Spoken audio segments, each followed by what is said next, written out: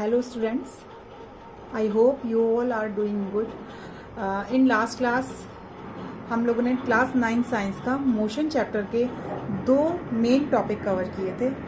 I hope आपको वो अच्छे से समझ आए होंगे. If you have any doubt so you can comment me. और जो आज मैं कवर करवाऊँगी, लास्ट क्लास में हमने motion, rest and motion in relative और फिजिकल क्वांटिटीज डिस्कस की थी. और इसी चैप्टर का नेक्स्ट पार्ट जो आज हम करेंगे वो उसमें मैं कवर करूंगी डिस्टेंस एंड डिस्प्लेसमेंट और इससे रिलेटेड कुछ कुछ क्वेश्चंस. यस, तो सबसे पहले हमें ये समझना बहुत ज़रूरी है कि डिस्टेंस और डिस्प्लेसमेंट होता क्या है. डिस्टेंस होता है एक एक्चुअल पाथ. एक्चुअल पाथ मतलब कि रियल पाथ. कि कोई भी हमें जहाँ सपोज करो कि हमें स्कूल से घर आना है, ठीक है, तो 2 तरीके के बच्चे हमारे स्कूल में होते हैं. एक तो वो जो सीधे स्कूल से भाई अपना साइकिल लिया और सीधे घर आ गए. बट दूसरे तरीके के भी बच्चे होते हैं जो क्या करते हैं ना, स्कूल से स्टार्ट हुए, यहाँ घूमे वहाँ घूमे, 2 बातें एक फ्रेंड से की, घूमते घामते घर आए.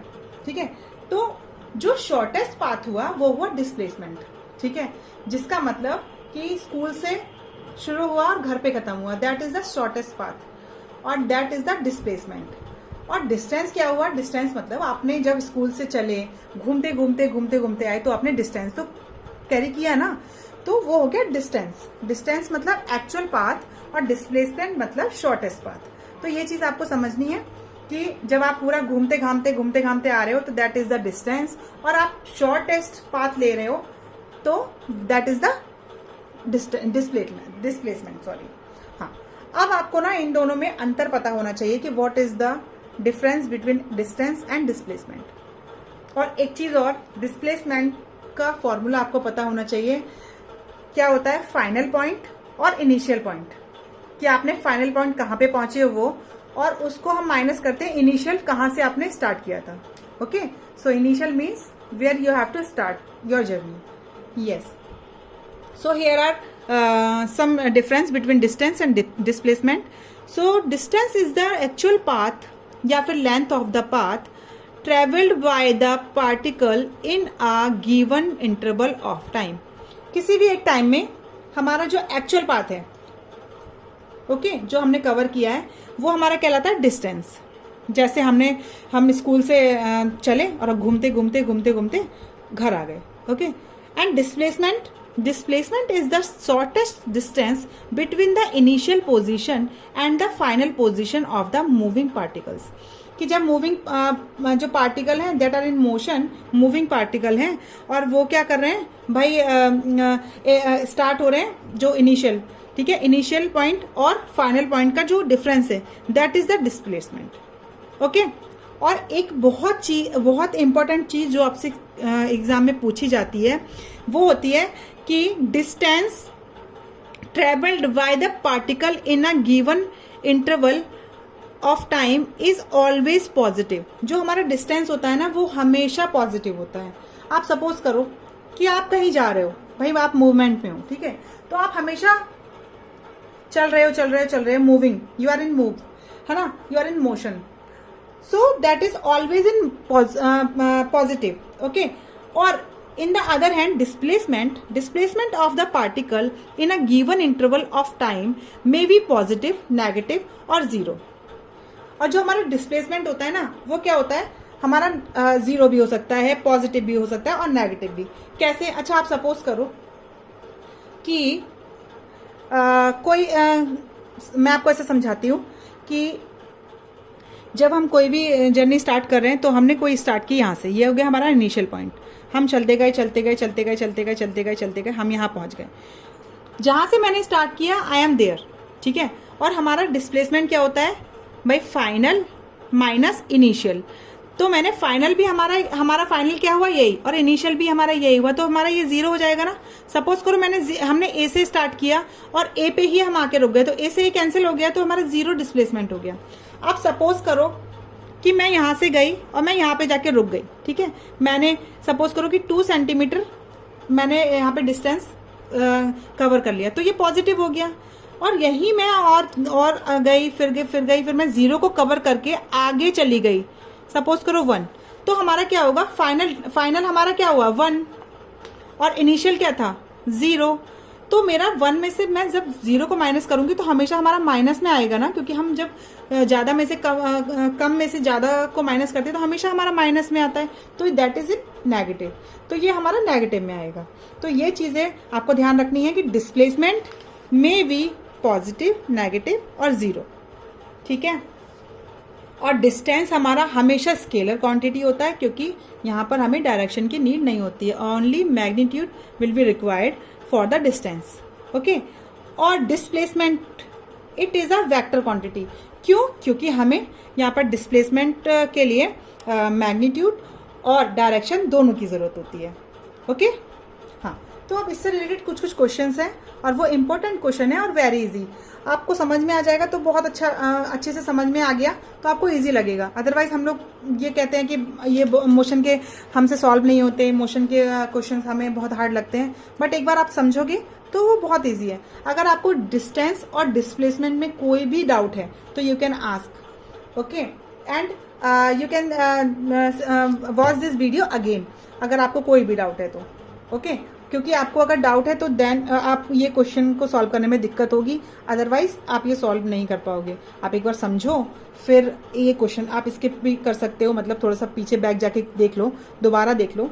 हाँ, तो हमारा ये जो क्वेश्चन है, consider the motion of an object moving along a straight path. एक स्ट्रेट पाथ पे एक जो ऑब्जेक्ट है वो मूव कर रहा है। The object start its journey from point O, point O से एक जर्नी स्टार्ट कर रहा है, which is treated as its reference point, उसको रेफरेंस पॉइंट की वही हमारा इनिशियल पॉइंट है, ठीक है। Let A B C represent the positions of the object at different instants. Initially the object moves through point C, यहाँ से start कर रहा है और बी सी को क्रॉस करते हुए वो ए तक पहुंच रहा है, ठीक है, and B and reach point A. हाँ, it if then the moves back, और जब यहाँ से जाने के बाद अगर आपने देखा ए पॉइंट पे वो हमारा 60 किलोमीटर पे पहुंच गया, अब ये कह रहा है if then moves back along the same path, और वो सेम पाथ पे ही ना वापस चला गया, ठीक है, और वो कहाँ पहुंच गया, सी पर पहुंच गया। तो आप ये देखो, उसने पहले तो 60 पाथ को कवर किया, ठीक है, तो हमें फिर उसके बाद उसने फिर बैक मारा और कहाँ पे पहुंचा, 25 पे, ठीक है। What are the distance and displacement of this journey, आपको इस जर्नी में कितना डिस्टेंस है और कितना डिस्प्लेसमेंट है ये आपको बताना है। तो डिस्टेंस के लिए आप देखो, डिस्टेंस के लिए हमने वो 0 से स्टार्ट करके 60 पे गया, तो उसने 60 तो कवर किया, ठीक है, फिर वो 60 से वापस आके सी पॉइंट पे आया जो हमारा क्या है 25, तो हम क्या करेंगे 65 में से 25 हम माइनस करेंगे क्योंकि वो वापस गया है। और डिस्प्लेसमेंट क्या होता है, वापस आया है ना डिस्प्लेसमेंट। हाँ, तो हमारे 60 में से हमने 25 माइनस किया, 60 में से हमने 25 माइनस किया तो हमारे पास आया 35, ओके। अब टोटल हमारा कितना था 60, ठीक है, और 60 प्लस 35 हमारा कितना हो गया 95, तो ये हमारा आ गया डिस्टेंस, ओके। अब हमारा जो डिस्प्लेसमेंट है, डिस्प्लेसमेंट उसको हम कैसे निकालेंगे, फाइनल माइनस इनिशियल। तो फाइनल हमारा क्या था, फाइनल हमारा क्या हुआ, यहां तक पहुंचा 25, और इनिशियल क्या था 0, हमने 25 में से 0 को माइनस किया तो आ गया 25 किलोमीटर। तो ये हमारा हो गया डिस्टेंस और displacement. And next question is, a body is moving along a circular path, एक कोई बॉडी है वो सर्कुलर पाथ में मोशन कर रही है, of the radius of 7 centimetre, और 7 सेंटीमीटर रेडियस के साथ, ठीक है। ये तो आपको पता ही होगा, ये रेडियस, ये डायामीटर, ये सर्कमफ्रेंसेस। हाँ, what is the distance and displacement of the body when it completes half a revolution. जब वो हाफ रेवोल्यूशन कंप्लीट करती है तो आपको बताना है कितना डिस्टेंस और कितना डिस्प्लेसमेंट होगा। अच्छा, यहाँ से किसी भी ऑब्जेक्ट ने मूव करना शुरू किया और हाफ सर्कल पे जाके यहाँ पे जाके रुक गया, तो आप ये देखो, ये 7 है तो हमारा ये भी 7 होगा, है ना। तो ये हमारा क्या हो गया, 7 + 7 14, तो ये क्या हुई, शॉर्टेस्ट पाथ, और ये क्या हुआ, डिस्टेंस। हमें डिस्टेंस निकालना है, डिस्प्लेसमेंट हमें पता चल गया, 7 + 7 क्या हो गया 14 सेंटीमीटर। अब हम इसका डिस्प्लेसमेंट निकालेंगे सॉरी डिस्टेंस निकालेंगे तो हमारा ये क्या होता है, सर्कमफ्रेंसेस। आपने ये क्लासेस में पढ़ा है कि ये क्या होता है, सर्कमफ्रेंसेस ऑफ द सर्कल। और सर्कमफ्रेंसेस का क्या हमारा जो फॉर्मूला होता है वो क्या होता है, 2πr। अब ये कह रहा है हाफ, तो हाफ का हम क्या करेंगे, 2πr/2। 2 से 2 कैंसिल हो गया, πr बचा। पाई का हमारा जो वैल्यू होती है वो होती है 22/7 और r की वैल्यू कितनी है, 7। 7 से 7 हमने कट कर दिया और डिस्टेंस हमारा आ गया 22 किलोमीटर। तो हमारा डिस्प्लेसमेंट आ गया 14 सेंटीमीटर एंड डिस्टेंस आ गया 22 centimetre. This question is very important, you have to note it and you have to practice at least 2 and 3 times. Yes, and next question is, वो आपसे पूछ रहा है can an object have zero displacement, क्या कोई भी ऑब्जेक्ट का zero displacement हो सकता है if it has move a certain distance, और अगर वो किसी भी डिस्टेंस पे मूव कर रहा है। यस, हो सकता है भाई, मूव कर रहा है तो हो सकता है कि मूव करते करते वो उसी पॉइंट पे पहुंच जाए, तो भाई उसका डिस्प्लेसमेंट जीरो हो जाएगा। क्यों? क्योंकि हमने डिस्प्लेसमेंट का जो फॉर्मूला है वो है फाइनल माइनस इनिशियल पॉइंट। तो हम फाइनल भी जीरो था माइनस और हमारा इनिशियल भी जीरो है, तो हमारा क्या हो जाएगा, zero. Yes, but distance can not be, distance हमारा कभी जीरो नहीं होगा और हमारा डिस्प्लेसमेंट जीरो हो सकता है। ओके, आई होप आप लोग को ये सब समझ में आया होगा। ये 3 क्वेश्चंस इन टॉपिक से रिलेटेड थे, तो आप इसको प्रैक्टिस करें। और भी मैं आगे के टॉपिक्स मैं इसमें ऐड करूंगी। और ये हमारे मोशन चैप्टर का पार्ट 2 था। प्लीज़ कमेंट कीजिएगा आपको कैसा लगा और आपको और क्या इम्प्रूवमेंट चाहिए। Okay, thank you for watching.